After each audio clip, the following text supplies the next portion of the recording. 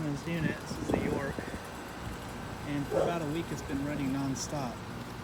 There's no air blowing, so I have a feeling I'm going to find a big block of ice. Look at that. It's cold. So let's go ahead and cut the power. The thermostat's in the off position, so we'll see what we can find here. I've been dying to say this since I started, but isocoilotitis. So basically this thing has been running non-stop. The thermostat's in an off position. The blower is not running, just the condenser fan and the compressor, so that's why we got all this crazy ice. Yeah, so there you go, isocoilotitis, NorCal Dave. Yeah, that's solid, man. So now we're gonna have to let, wow, look at these.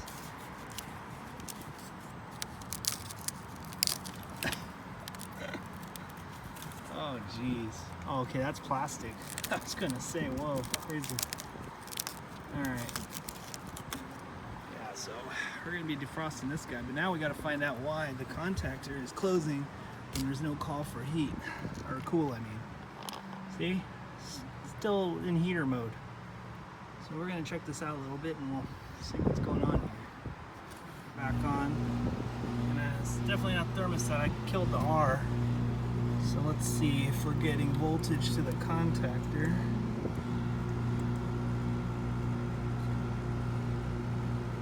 We are not getting any voltage, so I think the contactor's stuck closed, so we'll see. Let's kill the power and get this sucker opened up. Alrighty, so I'm gonna make a fill up here. I have a feeling that this contactor's stuck closed for some crazy reason. There seems to be free. Get some power again, see what's going on here.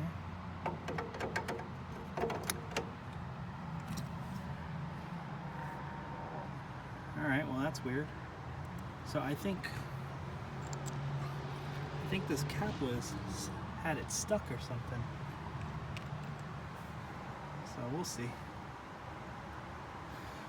When I pulled off the cover, it feels like it was stuck. And now that I look at it, I don't know if you can see that. I'll kill the power so I don't get shocked. There's a little piece of plastic in there. So I think when he put the cover back on, it got stuck and was pushing down on this. So I think that was our issue, but now we gotta defrost this guy. Good Lord. Alrighty, well, let's go ahead and run the heater for a bit.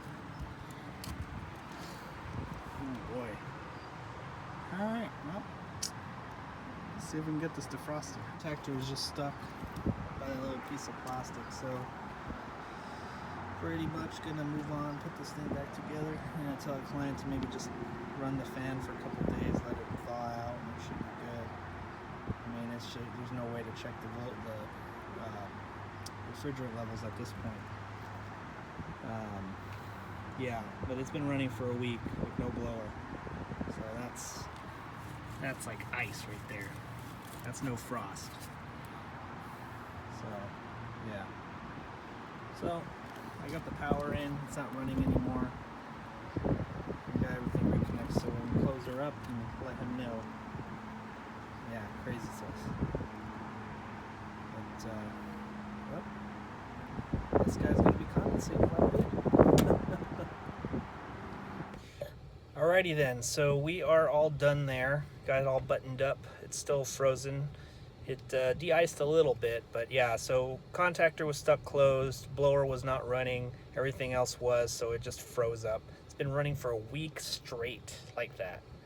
So anyway, I'm glad we came when we did, but that was some hardcore isocoilotitis and what do you call it, ice compressor-titis, and I'm coining that one NorCal Dave, that one's mine.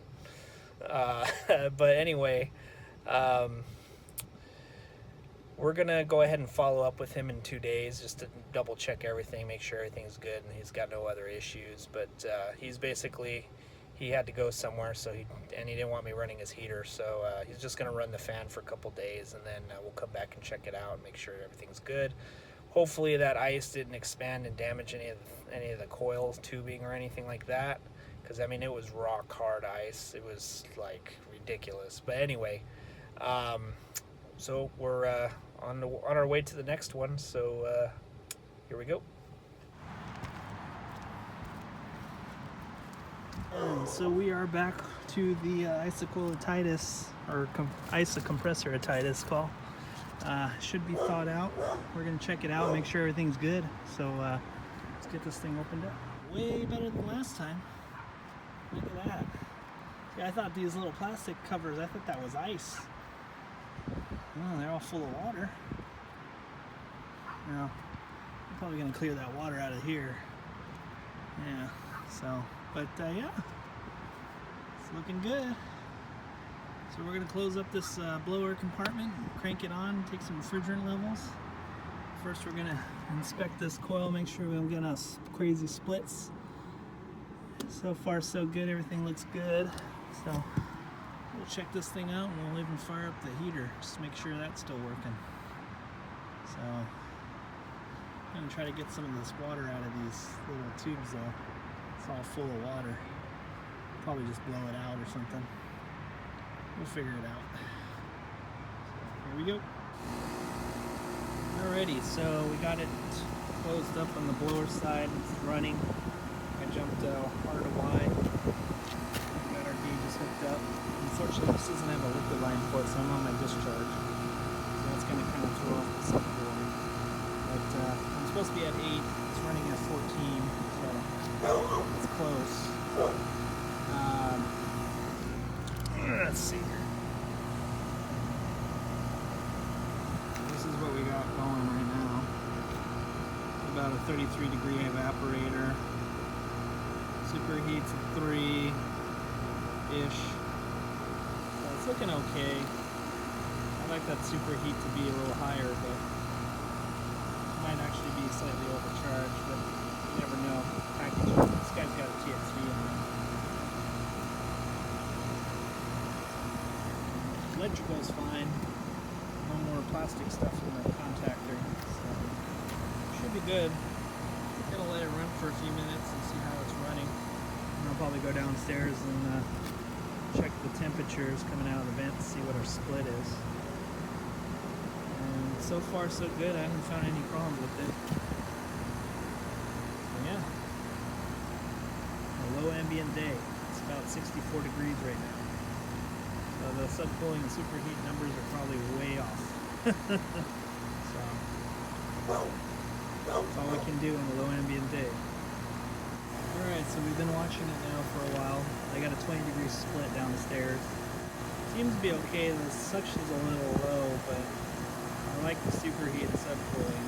However, it is about 64 degrees out here right now, and it's probably 60 degrees in my house, so I'm under low ambient conditions, so I think that's why I have the low pressures.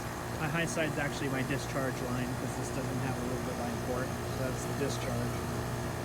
And it's pretty hot. So, yeah, I think we're good. So it's been running now for about 45 minutes. Well, maybe 30 minutes. Anyway, I'm going to call it good, and we're going to close her up, and I'm going to open up this blower compartment just to make sure we got no ice on the coil again. But I think we're good. So let's go ahead and put her back together and get on out of here.